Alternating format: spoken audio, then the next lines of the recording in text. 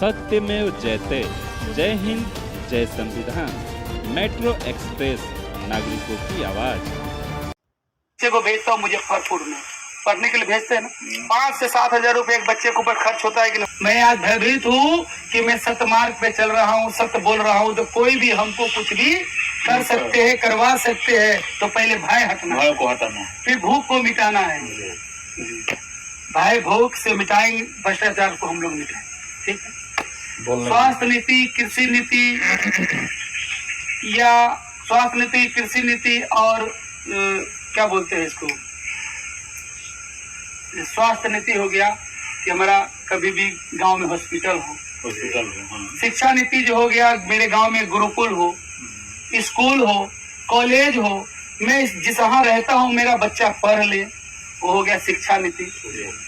स्वास्थ्य नीति, शिक्षा नीति। अब कृषि नीति, हमारे जो किसान भाई जो आज दबे कुचले हैं, 1 बीघा 2 बीघा जोत के जो अपना गुजारा कर रहे हैं, वो अपना बेटा को पढ़ाने के लिए सब 13 मतलब जितना कष्ट होता है उतना उठाते कि मेरा बेटा मुजफ्फरपुर जाके पढ़ेगा तो कुछ बनेगा।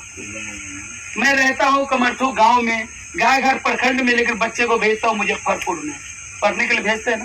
5 से 7 हजार रुपए एक बच्चे के ऊपर खर्च होता है कि नहीं होता है। 1 बीघा 2 बीघा जमीन जोत के किसान भाई अपना बच्चा को पढ़ा सकता है कि पढ़ा सकता है? नहीं पढ़ा सकता। 5 उसका जो परिवार है वो कहाँ जाएगा? वो कहाँ जाएगा? वो बच्चा कल होके कुछ बनेगा कि नहीं बनेगा इसकी तो कोई गारंटी नहीं है। लेकिन बच्चे को पढ़ाने के लिए भेजना पड़ता है ना। क्यों? हमारे गांव में भी सुविधा नहीं, व्यवस्था नहीं है, सुविधा नहीं। हम रहते हैं गांव में, वोट देते हैं गांव में, तो व्यवस्था गांव में होना चाहिए। गांव में होना चाहिए। उस व्यवस्था को पाने के लिए हमको बाहर जाना पड़ता है। बाहर जाना पड़ता है इसी के लिए कि मेरे गांव में पहले तो संस्कार हो, इसके लिए गुरुकुल खोले, उसके बाद स्कूल हो, कॉलेज हो, इंजीनियरिंग कॉलेज हो। मेरा बहुत दूर दृष्टि है, इंजीनियरिंग कॉलेज हो, तभी ना मेरा बच्चा इंजीनियर बनेगा, तभी ना 12वीं पढ़ेगा, तभी ना कुछ करेगा।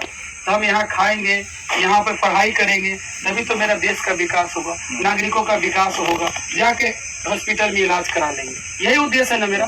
ये कैसे रुकेगा? अपना कीमती वोट रोक के, कीमती वोट को जब हम दुरुपयोग नहीं करेंगे, उसी से पूरा विकास हो जाएगा। सही बात। 1 से 2 करोड़ रुपया आज मुखिया बनने में खर्च होता है कि नहीं होता है? बताइए। जरूर खर्च करता है। अच्छे व्यक्ति कुछ बोलना चाहता है, उसका पैसा नहीं रहता है तो बोल पाता है क्या? नहीं बोल पाता है। अगर अच्छे व्यक्ति अगर है तो 2 नंबर करेगा तभी तो पैसा लाएगा ना। बिहार में क्या चीज है? कौन सा उद्योग है? कहाँ से पैसा आएगा?